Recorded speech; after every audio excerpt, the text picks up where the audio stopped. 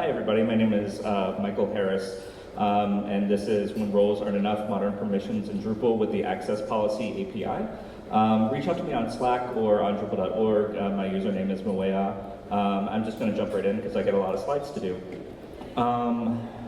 So the Access Policy API in Drupal, a brief history. There is a contributed module called Access Policy.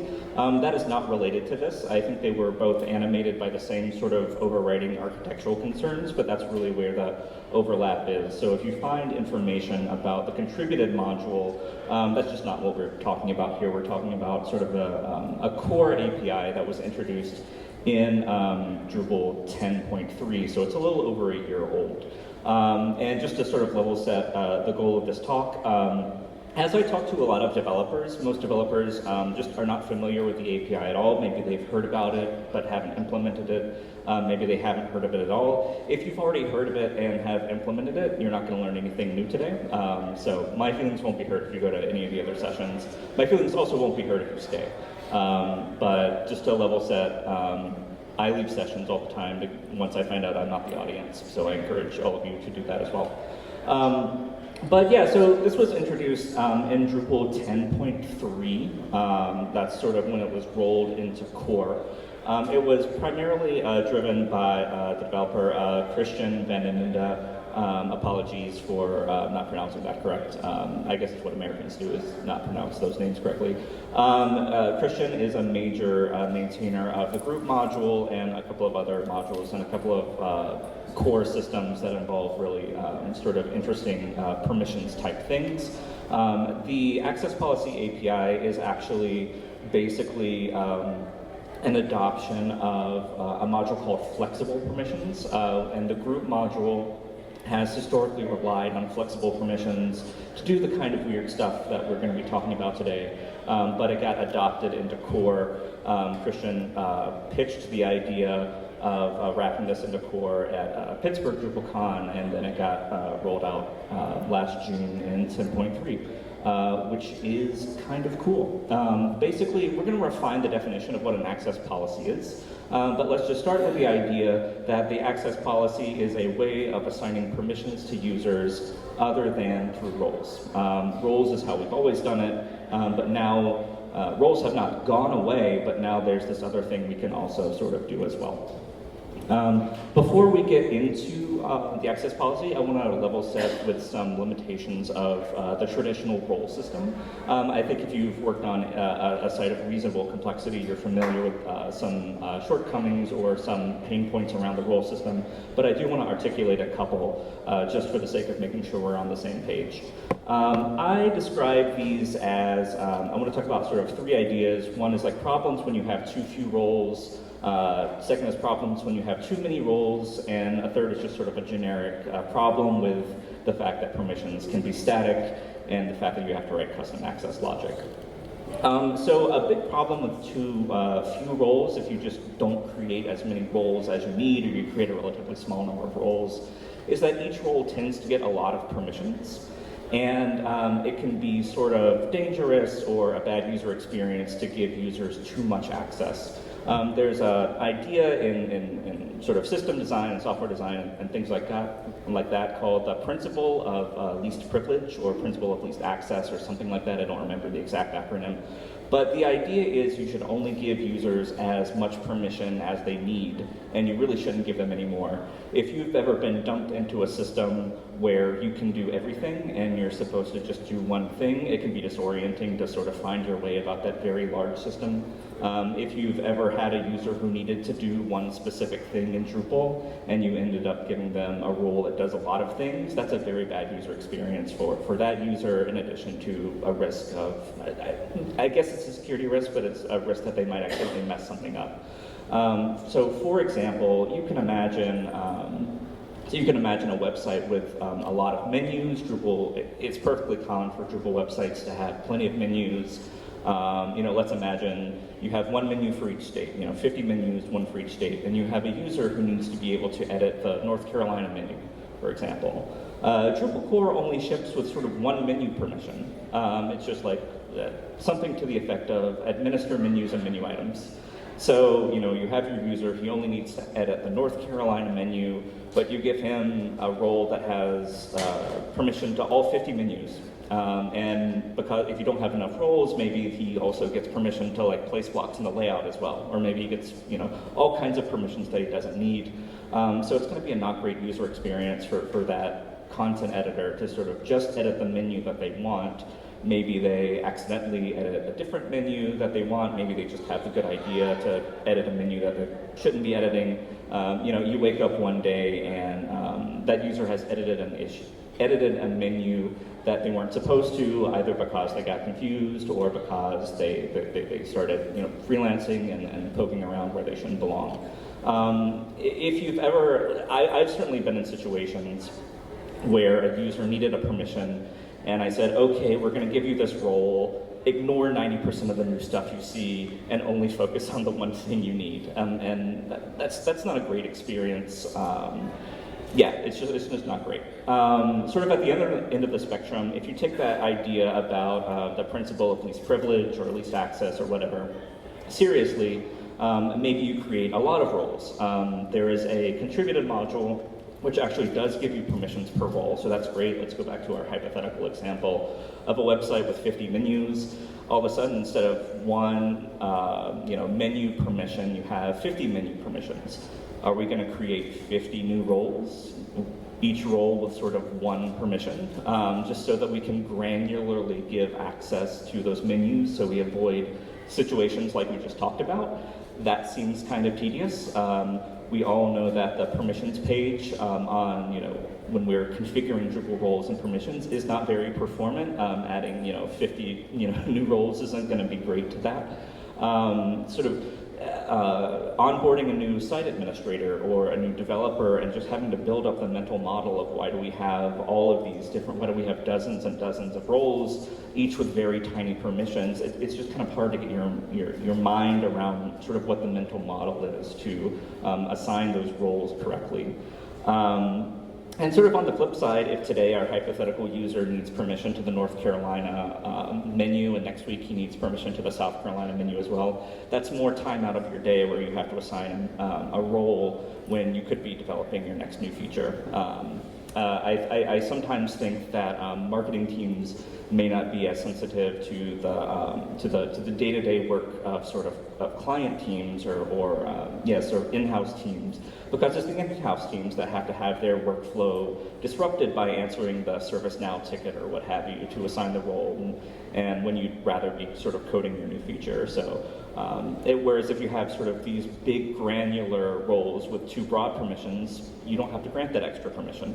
So it's historically been a which way do you want to go, which sort of bad approach do you want to implement, too many roles or too few roles.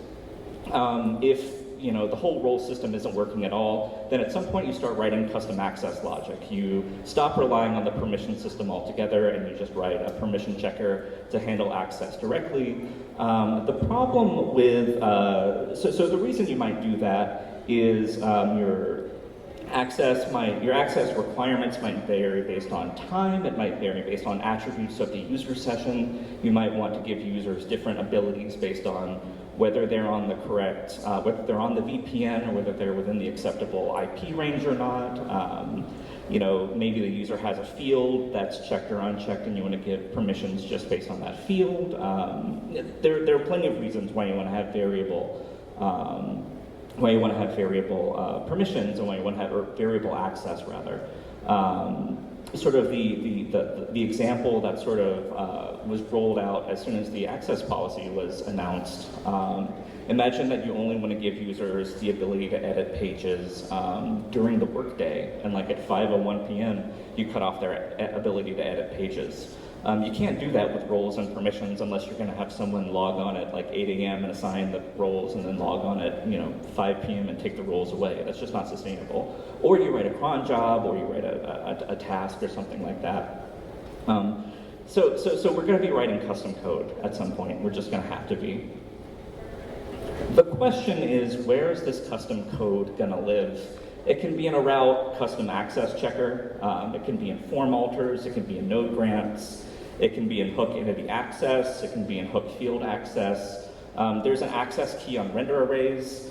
Menu plugins have an isabled method. We can write cron jobs to grant roles or take away roles depending on events that happen in our system. We can, and when I say access logic, I don't just mean things that return an access result. I mean things that in general control how a user can get to a thing. So the problem here is like it becomes a scavenger hunt. It becomes a scavenger hunt to your future self in 6 months or a year or 2 years. It becomes a scavenger hunt for who's a future developer that you're onboarding to your project. Where does this custom, we can't get away from writing custom stuff, but the question is like, where does this custom stuff live? And the access policy API, in my opinion, was designed to resolve this problem of we have to write custom code, where are we gonna put it? Instead of littering it in like various other places, let's try to write most of our access code in one place. These places are called access policies, and it just makes the ability to like wrap your head around your access implementation quite a bit easier. How am I doing on time? Okay. So let's meet the access policy API. Access policies are tagged services. So when you want to create a new access policy, you're just going to create an entry in your services.yaml file. And what makes an access policy is that it's tagged with name access policy in your service definition. If you don't use that name, then Drupal won't recognize your access policy as an access policy, and it won't do the things that access policies need to do. And we'll talk a little bit about that in a moment, but this is just normal service definitions, and you have to remember one of these tags. Your access policies should extend the access policy base class. This is an abstract class that sort of minimally implements all of the methods that are necessary, and you just override the method as you need. We're going to look at the methods on the next slide. But yeah, you're just going to extend the access policy base. You're going to implement your own methods. You're going to put them in the appropriate place in your custom module. It's the same pattern as block plugins or what have you. This is a common Drupal pattern. And this is sort of where we can start thinking about what the access policy does and how Drupal handles this stuff. So when we think about what permissions are really just strings. It's just a string, probably human readable, maybe not, but probably. And the way that this works is that each user sort of has a list of strings, and each of those strings is a different permission. And when we ask Drupal, does the user have this permission, Drupal just, what that translates to in sort of a code level is basically, is this one string present in this list of strings? That's all permission checking is. And this whole access policy API revolves around how that list of strings gets built. So what's going to happen is Drupal is going to make sort of two passes. So first of all, Drupal is going to collect all of your access policies. It may be 1, it may be 2, it may be 10. Drupal is just going to collect all of your access policies. That's why it's important that you appropriately define them in your services.yaml. It's going to collect all of them. It's going to loop through each access policy, and it's going to run the calculate permission method. That's the first method on the slide. And the purpose of the calculate permission method is to add strings, permission strings, to that list of permissions. Drupal starts with like that empty list, and then as you loop through all of these access policies, more and more strings get added. So the purpose of the calculate permissions method is to add strings. It's important to add cacheable metadata to these, because these permissions need to be recalculated when relevant changes happen in sort of the larger, in your larger Drupal system. And sort of within calculate permissions, that's your place to add sort of your cache tags and maybe a cache max age. So in order to write access policies, you need to be familiar with sort of cache tags and cache max age and cache context. So we've done one pass through all of our access policies. Drupal calls calculate permissions on each access policy, and we've added all of these strings to the list of permissions, and we have our list of permissions. Drupal then loops through all of the access policies again, and in looping through all of the access policies again, it calls a method called alter permissions. And what the alter permissions method does is it's designed to take away permissions. So you can take away the permissions that another access policy has added.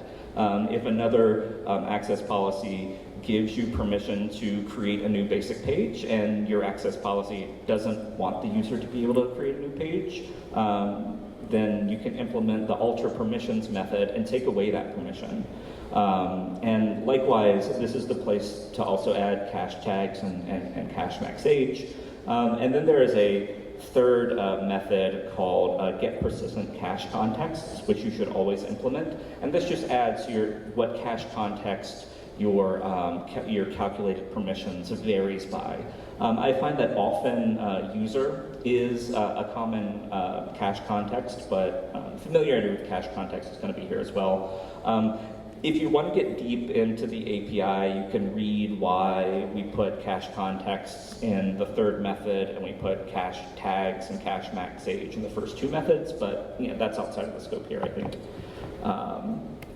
Speaking of outside of the scope of this talk, if you want to go deeper into some of this stuff, you can look at a fourth method on the access policy interface called applies.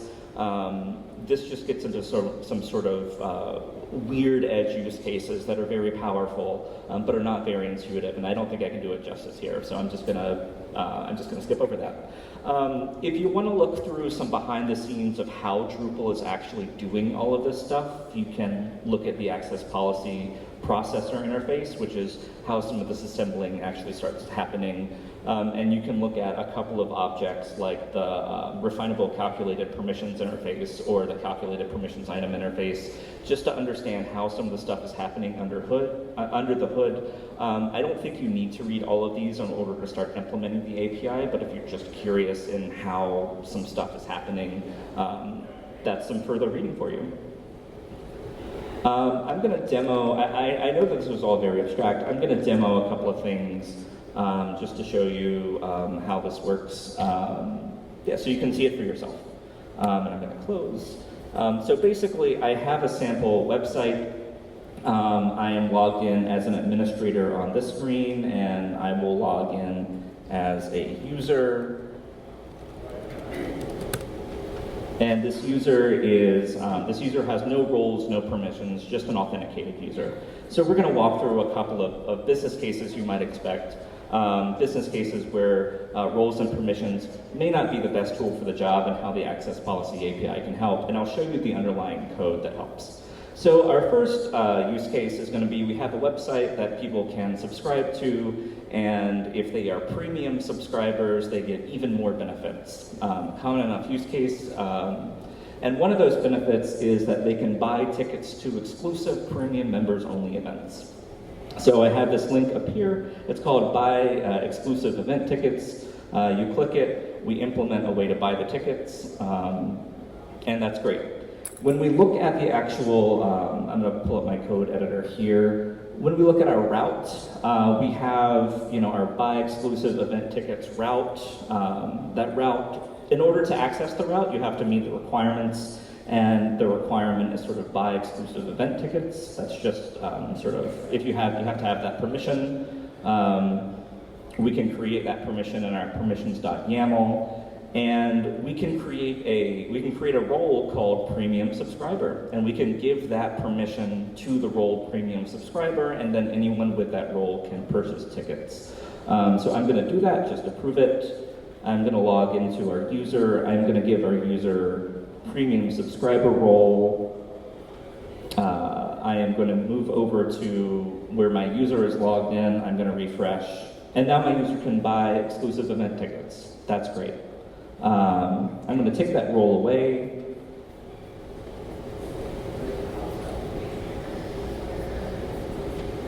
And I will refresh the page. And now our user cannot buy exclusive event tickets. Great. This is great. Let's say we get a new requirement. Let's say we get a new requirement that our website is going to start running contests. Users can submit, I don't know, maybe it's a lottery, maybe users are submitting their art or their poetry or what have you. And the winner of those events can also purchase tickets, even if they're not premium subscribers. So basically, how do we want to implement that? Well, we could implement a has won a contest role.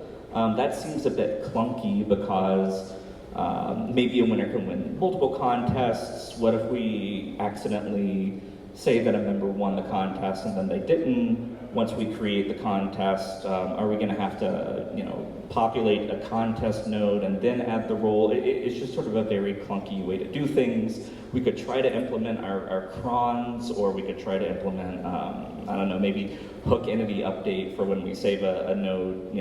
This is all just very awkward, right? So we're gonna create our node. I have a whoops. That's not good. Okay, pretend that didn't happen. We have a contest node. I'm going to say test contest. I can specify a winner. I'm going to say our winner is our user. And in theory, our user has won the contest. Our user should now be able to buy exclusive tickets. So how do we implement that? We can implement it with an access policy. That's the name of the talk. So I'm going to walk through. What this access policy is. I'll make the font a little bit bigger, and I'll just walk through how this is implemented in the access in my custom class. I have declared what's called contest winner access policy in my services.yaml. I have tagged it as an access policy. I am inheriting from access policy base, and I am implementing the method calculate permissions, because what we want to do is we want to add the buy exclusive event tickets permission to anyone who has won a contest. So this is relatively straightforward. We grab our node storage, we perform an entity query. We are looking for any node that is published, that is of the type contest. We have a field called contest winner, and we want to know if the field contest winner matches the account ID of the account of the user that the access policy is applying to. So we built our query, we execute our query, and then we say, we have an array of node IDs. We look at our array of node IDs.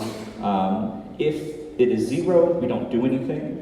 But if there are actually node IDs that return from our entity query, we know that our user has won a contest. And so we want to give them the permission buy exclusive event tickets.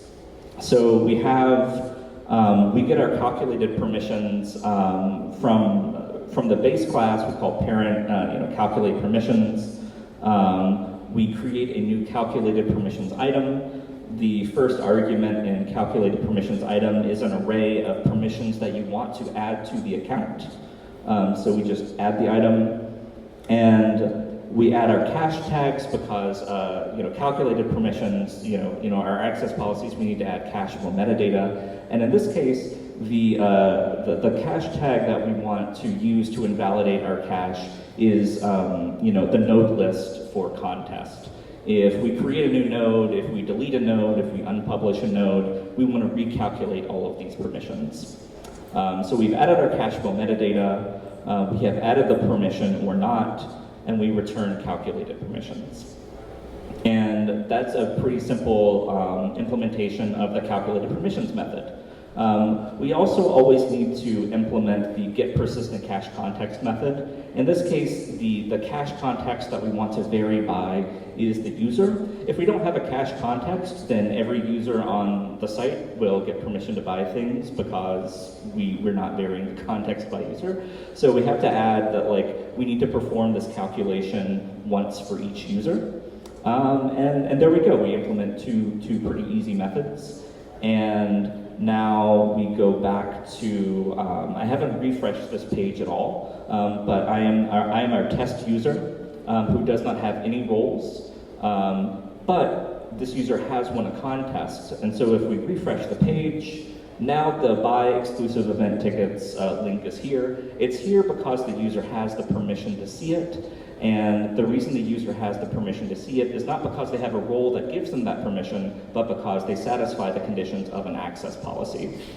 And I just find this a much cleaner approach than rewriting our route to not use a permission and instead use a custom access checker. The reason we want to try to stay with permissions instead of writing custom access checkers is that this permission can be used in other places. This permission is probably not used just in our route. This permission could be used on a block somewhere. This permission could be used in a render array. This permission could be used. We don't know where this permission is used. And so if we wanted to update custom logic here, we would probably also have to make the same update to custom logic in other places. And we don't want to do that because we might not know where all the places are. So by staying with permissions, it's easier to read, and we don't have to actually write custom code in 3 or 4 different places. We can stick with our permission. So I think that's very cool. I don't think it's quite as cool as taking away permissions from other people. So I'm going to show a second example where we actually take away permissions from another user. So let's go back to our website. I'm going to give you a second sort of hypothetical here. Let's imagine that at our company we have a policy, we have a rule. The rule says you have to have completed security training within the past year. And if you haven't completed security training within the past year, then you don't get to add or edit content on the website. You have to have done security training the last year, or else you can't add or edit content on the website. How do we do a Drupal solution for that? Well, the first thing we need to do is we need to create just a custom configuration on our website. And I've created just a custom setting that says, what is the duration of time a training is good for in seconds? And it works out that a year is roughly 31 million seconds. So basically says, once you've completed security training, you can edit content on the website for the next 31 million seconds. And if it's been 32 million seconds, then you can't edit content anymore. In a production website, we would have a more elegant implementation, but that's okay. So I'm going to go to our example user. I am going to assign this user the content editor. I'm going to assign this user the content editor role. The content editor role is giving them permission to add and edit content. And I am going to make sure that this user has completed security training at some point in the last 12 months. It is July 2025. This user has completed security training in January 2025. This user should be able to edit content. So now if I go back and I refresh my user, the content screen is there. I can add content. This is great. Let's see what would happen if our user, and let's see what happened if our user had not actually completed security training at all. So if I just erase this value altogether, and I save, and I go back to my user, and I refresh, my ability to create new content no longer exists because I haven't completed security training in the past year. Let's look at the access policy that actually implements that requirement. So I have a new access policy in my site called has completed security training.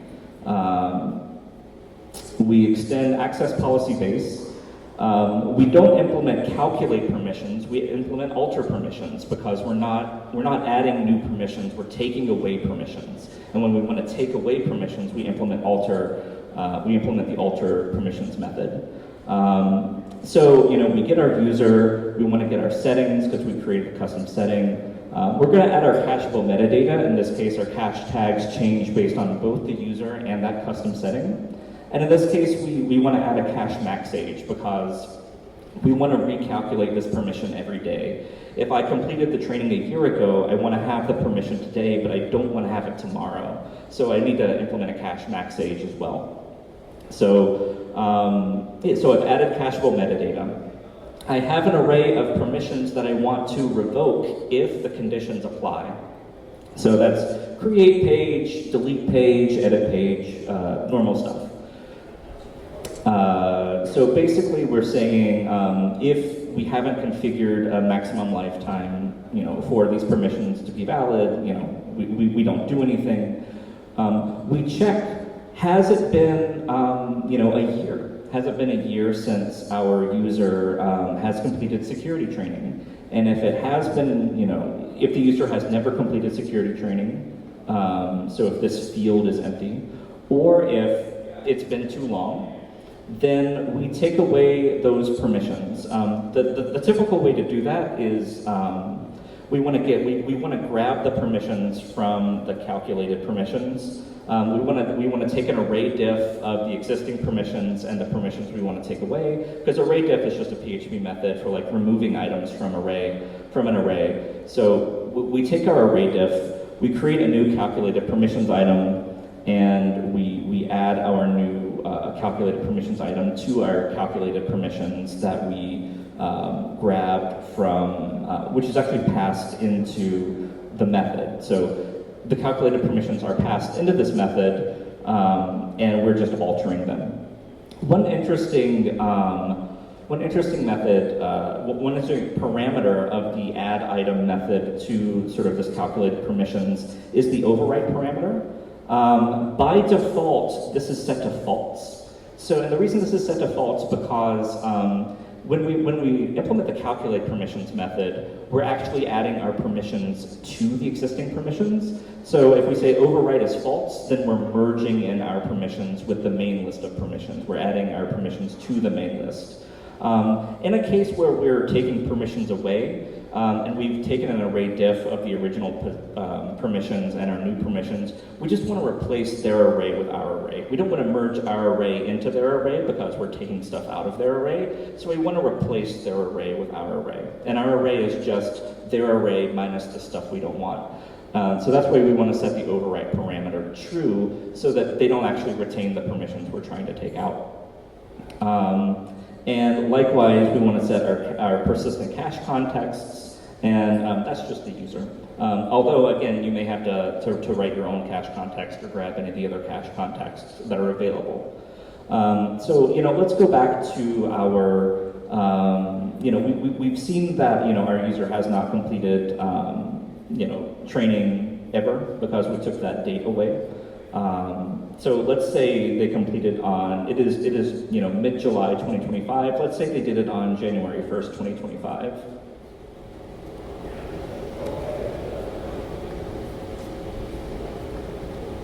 We refresh our user and the permission is back.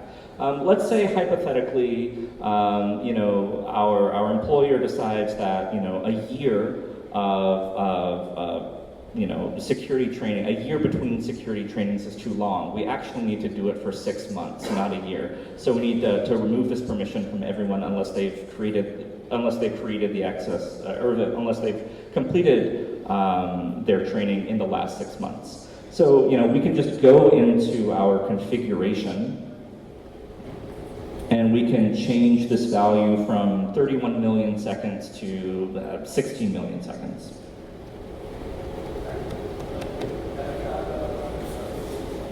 And we refresh the page, and the permission is gone because, again, our cache tag is not just the user entity; it's also that configuration entity. So we can change our configuration value, and the cache invalidates because it has that configuration value as a cacheable dependency. It's just neat stuff, right? We've seen the ability to add permissions. We've seen the ability to remove permissions. Imagine how you would implement this if you didn't have, imagine how you would implement this if you didn't have the access policy API. You might write a cron job to dynamically add or remove roles. You might run that cron job every night. Again, you might try to add or remove roles based on, entity saving. Whatever permission you would implement without the access policy API wouldn't be good. You might rewrite your node, access handler, just substitute the access handler altogether. But again, those are just sort of really heavy solutions that don't really feel good, and if you bring on a new developer into your site, are they going to know to go looking in those places? Are they going to know to go looking in your crons for access logic? Are they going to know to go looking in your ECA rules for access logic? Probably not. But you can tell them, everything outside of access policy is just going to be checking permissions, and everything inside access policy is going to be everything that all the heavy lifting is going to be done inside access policies. Just a few minutes left, so I'm going to breeze through my final slides. So should I use the access policy? Well, you already are. And the reason you already are is because roles have been refactored just to be access policies. If you were to check user has permission in Drupal before 10.3, the implementation of the has permission method is just getting role storage and checking whether one of your roles has the permission. User has permission after 10.3 is Drupal is getting something called the permission checker service. If you go into core.services.yaml, the permission checker services takes the access policy processor as an argument, and the access policy processor is doing all the work. So what happened to roles, if you look elsewhere in core.services.yaml, roles have been refactored into an access policy.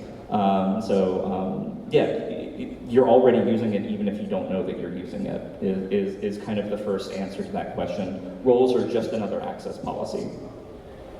But maybe you should write your own. So the question is, when should you write your own? If you have a lot of authenticated users with different access needs, if those access needs vary on time, location, some kind of configuration, some kind of entity value, some kind of user attribute, you should maybe write an access policy. If you can define your access needs in terms of permissions, but translating permissions to roles gets tricky, that's a good sign that you need an access policy. And also if you're comfortable with cache tags, cache context, and cache max age. Those are all signs that you should start considering an access policy rather than something else. Final thoughts. Modules that use the access policy API group, which is that module Christian who wrote the access policy API and maintainer of the group module. A module called external roles, which I haven't dug into very much, but apparently it's a way you can set up in your YAML and a couple of custom services, ways that you're integrating with outside services. You can dynamically apply permissions based on those. I don't know it very well. The inline permissions module is a module that I wrote as I was sort of exploring this stuff.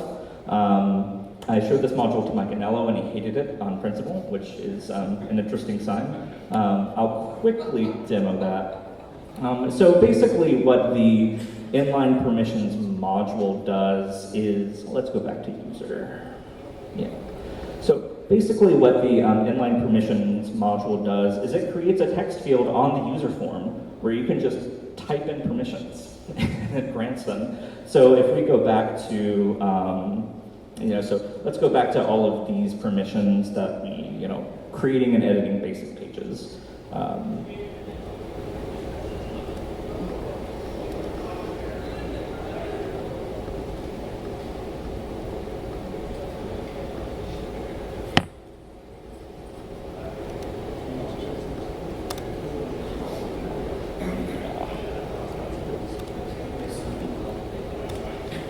So our user doesn't have any roles, but I just typed permissions into the user edit form, and if I, refresh the page, well, I get access denied. That's not good.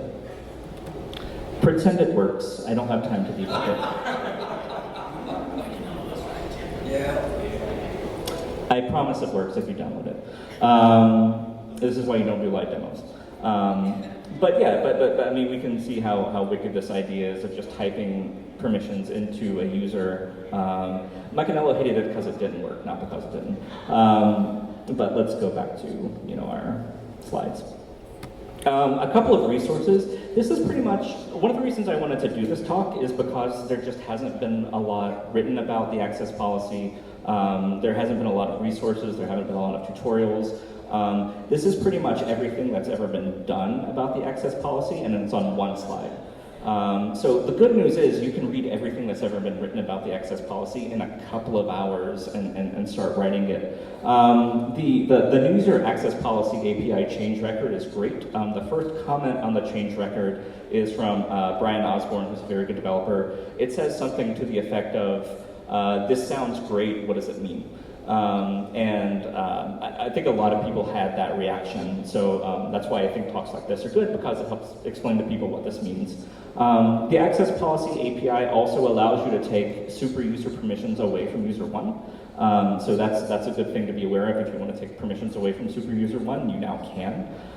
The best resource about the access policy API is actually Talking Drupal episode 472. That's just an interview with between the Talking Drupal guys and Christian, who created the access policy API. They just talk about it for an hour and they explore various use cases and blah, blah, blah. And that's really the first moment this all started clicking for me. So really recommend that episode. There's sort of 3-ish good tutorials that I've been able to find online that just sort of let you copy and paste a lot of the boilerplate and then walk you through the logic of some of that boilerplate. So yeah, I would recommend those resources as well. Any questions in the last 5 minutes? Yeah. Is there a way to get an audit of what users have permissions now through the audit, the access policy API? Is there a way to get, so the question is there a way to get sort of audit, what permissions users are getting from the access policy API? I'm not aware of one. That seems like it would be great. I'm not aware of one. And it's also, one of the reasons that would be hard is because depending on the cache context, I could have different permissions on this page than I could on this page. Because if this page and this page have different cache contexts, I may have different permissions on this page than I do on another page. So so I'm not aware of any tools, but that seems like the most obvious challenge to developing a tool like that. But that said, it seems like it would be valuable. I think I showed you all 3 modules in the config space that I could find that touch on access policy API. So this is an area where it seems like there's room for development, and that seems like something that someone should develop.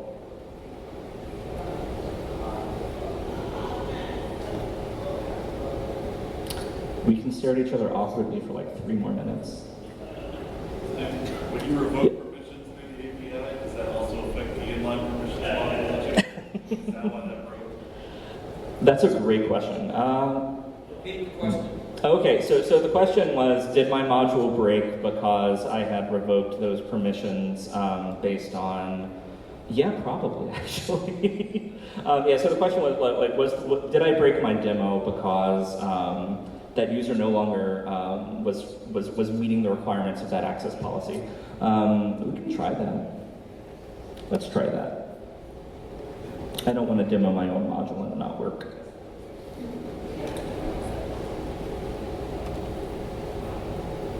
Okay, so this user has completed security training on July 1st. I refresh the page. I can add content, that's great. Yeah, so yes. So